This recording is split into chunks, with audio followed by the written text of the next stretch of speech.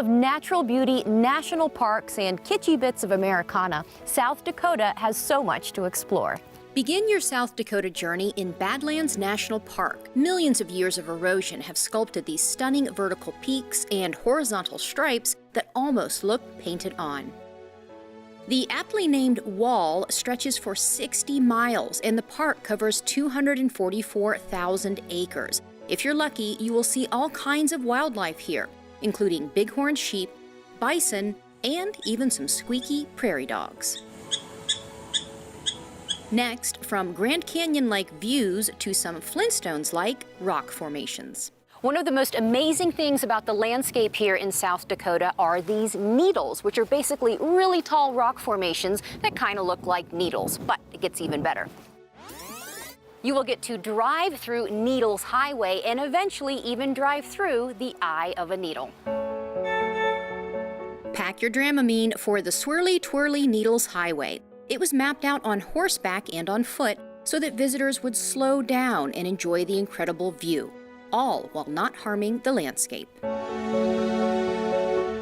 Needles Highway lies within Custer State Park, where the buffalo literally roam and roam and roam. In fact, Custer State Park is home to one of the nation's largest free-roaming buffalo herds, which brings us to one of the more unique tourist attractions here, the Buffalo Jam.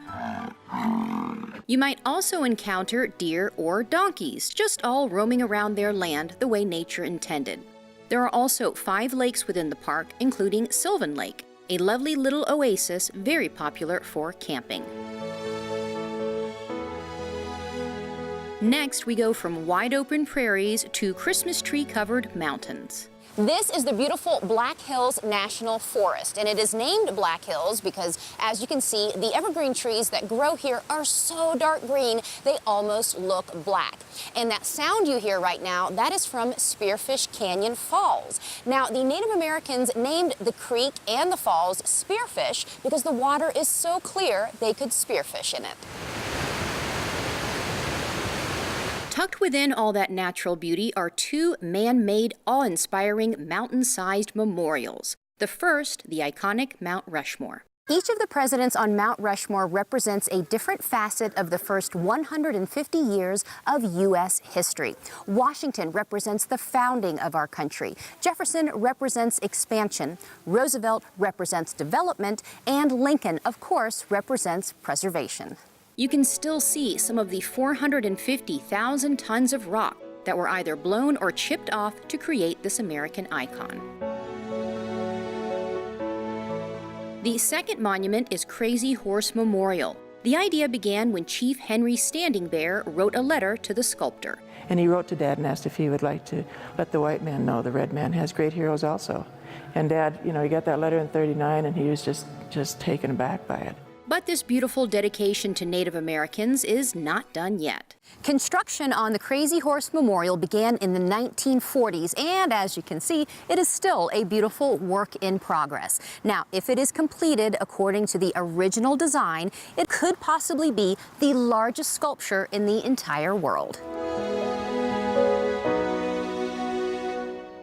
From mountainous memorials to the quirkier side of South Dakota, it is time to wet our whistles at the local watering hole. The historic town of Deadwood was established during the 1876 gold rush to provide goods and services for all those gold miners, but it soon became the playground for some of those Wild West folk heroes, from Calamity Jane to Wild Bill Hickok.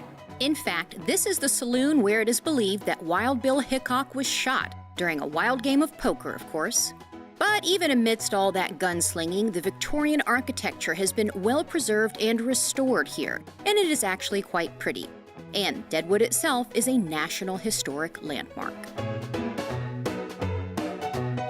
Next, we leave the Wild West of the 19th century to partake in that 20th century tradition of the family road trip and all those quirky roadside attractions. Where can you find a giant jackalope, a traveler's chapel, the world's best maple donuts, and of course, Annie Oakley? Well, you just follow the signs to Wall Drug.